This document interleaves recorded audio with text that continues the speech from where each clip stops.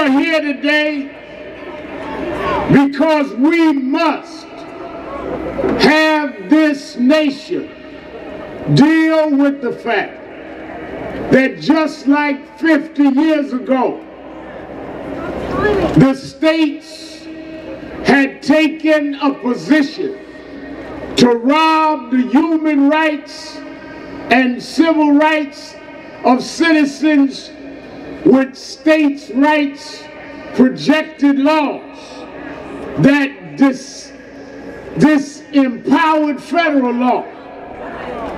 We've seen in Ferguson, Missouri, we've seen in Staten Island, where state grand juries have suspended the right of due process. Right. And we come to Washington to call on this Congress and national government to do what was done before. We need national legislation and intervention to save us from state grand juries that say it's all right to choke people even on tape and you won't bring them to court. It's all right to have prosecutors have private queries, and if we question them, we are starting trouble. Right. We didn't shoot anybody. Thank you. We didn't choke anybody. Thank you. We don't come to Washington as shooters and chokers. We come as the shot and the choked, asking you to help deal with American citizens who can't breathe in their own communities. Can't breathe. Oh, Reverend Al, y'all are dividers. Look at these thousands of people. They're black, they're white, they're young, they're old. This is what America looks like.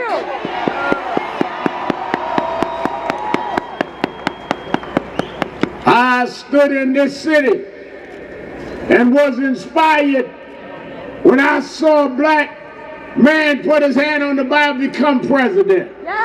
But I've also been inspired today when I see young white kids holding up signs saying Black Lives Matter.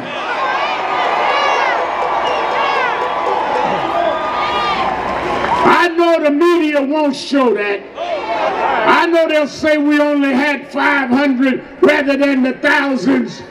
But I don't care how much you try to distort it, truth crushed to earth shall rise again. The people united will never be defeated. You can castigate the leaders. You can try to divide us by generation. But you didn't understand. My youngest daughter Ashley gave me a slogan the other day. It says, you may bury us, but you didn't know you were burying seeds. When you bury us, we sprout up and start blocking traffic. Our seeds grow in the civil disobedience. Our seeds grow in the nonviolent. Bury us if you want, but we'll grow stronger and last longer. This Congress, we're here for three things. One, we need a law on judicial threshold. Why is the threshold so high? For you to protect citizens in police matters. We're not saying all police are bad. We're not even saying most are bad. We're not anti-police. That's right. But we're anti-brutality. And the federal government must have a threshold to protect that. Second, the Justice Department must have a division funded to deal with this.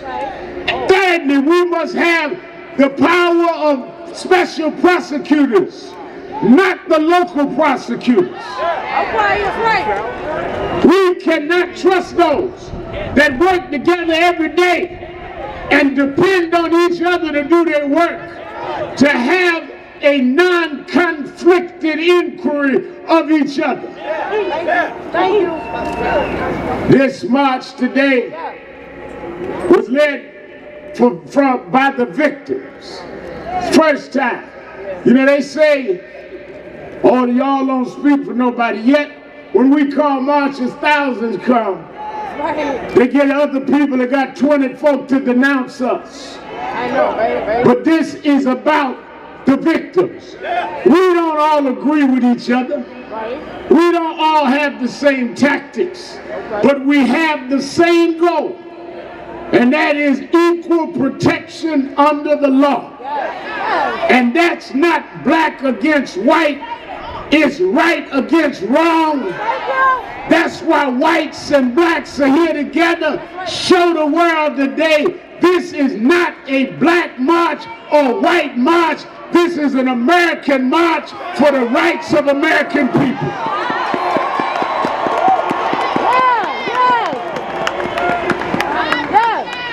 All right. Let me say, there are those that want to act as though what we say are unreasonable. What is unreasonable about asking for a court case? What's unreasonable about asking for due process? Right. What is unreasonable about asking for the Constitution to work for everybody? What is unreasonable about saying that Michael Brown and Tamir Rice and Eric Garner had rights too? What a lot of people don't understand is that just like policemen have the right to get unions and others to defend them, victims have the right to get civil rights and human rights organizations to stand behind them. You thought it would be kept quiet. You thought you'd sweep it under the rug. You thought there'd be no limelight. But we're going to keep the light on Michael Brown, on Eric Garner, on Tamir Rice, on all of these victims, because the only way, I'm sorry, I come out the hood, the only way you make roaches run is you gotta cut the light on.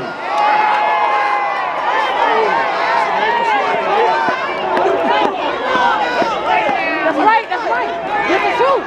That's the truth. So I don't have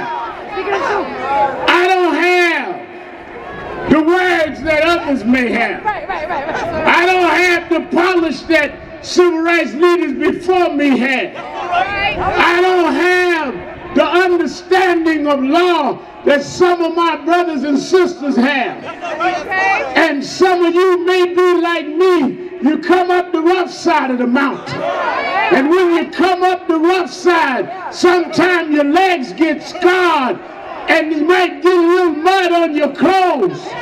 But I come to Washington anyhow because God gave me a little light and I'm going to let it shine. I'm going to shine on Michael Brown. I'm going to shine on Eric Garner. God gave me my light. Let it shine. Let it shine. Let it shine.